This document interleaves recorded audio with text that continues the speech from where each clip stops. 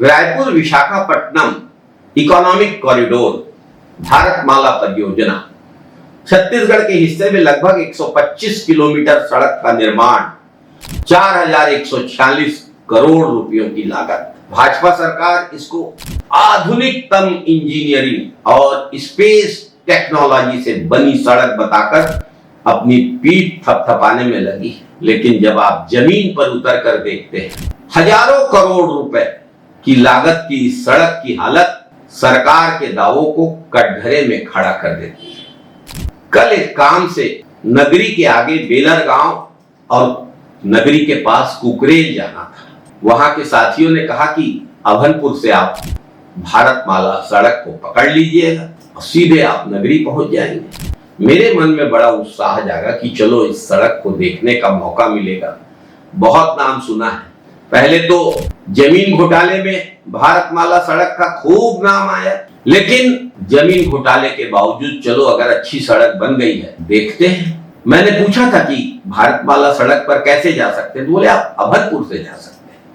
अभनपुर के पास जब मैंने भारतमाला सड़क की ओर जाने की कोशिश की तो वहां खड़े कंपनी के कर्मचारी ने मुझे रोक दिया और कहा कि मिट्टी भसक गई है, रैंप धसक गया है, आप भारतमाला सड़क से नहीं जा पाएंगे। थोड़ी सी बारिश हुई और भारतमाला सड़क की असली क्वालिटी सामने आ गई। जगह जगह बड़ी बड़ी दरारें दिखाई दे रही हैं।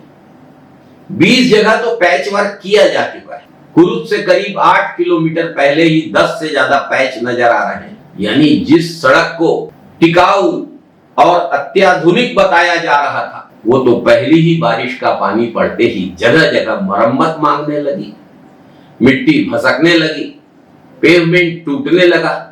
और मामला सिर्फ दरारों और पैच वर्क सीमित नहीं है। कांकेर के दुधावा के पास पुल के स्लोप की मिट्टी लगातार धंस रही है। अप्रोच एम्बैंकमेंट बह चुका है। स्थिति इतनी गंभीर हुई है कि हादसे की आशंका को देखते हुए सड़क बंद करनी पड़ी है। जिस सड़क पर हजारों करोड़ रुपए खर्च हो रहे हैं, वहां अगर पुल का अप्रोच ही सुरक्षित नहीं है तो फिर निर्माण की गुणवत्ता और निगरानी पर सवाल उठना स्वाभाविक है। धन्य है भाजपा की सरकार, धन्य है भाजपा सरकार के अधिकारी और धन्य है भाजपा सरकार के ठेकेदार, जिन्होंने आधुनिकता पर और स्पेस टेक्नोलॉजी पर भी सवाल खड़े कर दिए। लोग कह रहे हैं कि अगर स्पेस टेक्नोलॉजी का इस्तेमाल करके इतनी घटिया सड़क बनती है तो स्पेस टेक्नोलॉजी का इस्तेमाल ना करना ही बेहतर है।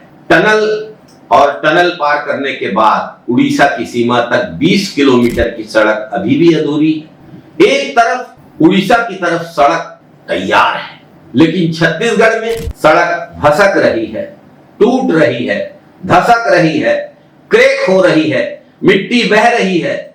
काम अधूरा क्यों है और काम गुणवत्ता विहीन क्यों है? सबसे बड़ा सवाल। 4146 करोड़ की लागत, इतनी बड़ी लागत से बनने वाली सड़क, स्पेस टेक्नोलॉजी की मदद से बनने वाली सड़क इतने जल्दी क्यों टूट रही है?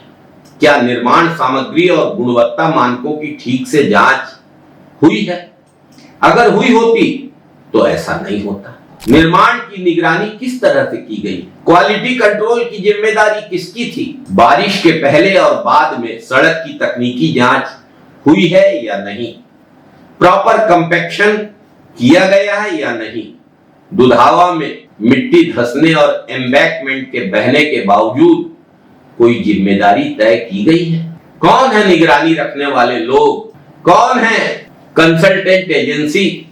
और अगर सब कुछ सही हुआ है, कंपैक्शन सही है, अगर गुणवत्ता सही है और अगर स्पेस टेक्नोलॉजी का भी उपयोग हुआ है, तो पहली बारिश में जगह जगह दरारें और 20 जगह पैचवर्क करने की जरूरत क्यों पड़ रही है? मिट्टी क्यों भसक रही है? और अगर उड़ीसा की तरफ काम ठीक है और छत्तीसगढ़ में काम गड़बड़ है, तो इसके लिए कौन जिम्मेदार है? ऐसा तो नहीं है कि सड़क बनाने वालों से कुछ ज्यादा ही राशि छत्तीसगढ़ में वसूल ली गई है। भारतमाला सड़क का निर्माण बनने से पहले विवादों के घेरों में रहा है। जमीन की बंदरबांट, जमीन की अफरा तफरी, लगातार जनचर्चा में बनी हुई है। सरकार की एजेंसियां भी इसकी जांच कर रही हैं, लेकिन मुझे ऐसा लगता है कि सरकार की एजेंसियों का काम अब जल्दी पूरा होने वाला नहीं है। जमीन के लेन देन से हुई जांच अभी पूरी नहीं हुई और निर्माण की गुणवत्ता को लेकर लगातार सवालिया निशान खड़े हो रहे हैं। ऐसा लग रहा है कि पूरी परियोजना की जांच के लिए अब केंद्र सरकार को एक एजेंसी गठित कर देनी चाहिए। भाजपा सरकार को विज्ञापनों में सड़क की चमक दिखाने के झूठे दावों के बजाय जमीन पर पड़ी दरारों का जवाब देना चाहिए। यह विकास का हाईवे है या भ्रष्टाचार का एक्सप्रेसवे, यह सवाल सबके मन में कौंध रहा है। जय छत्तीसगढ़, जय हिंद, वंदे मातरम साथियों।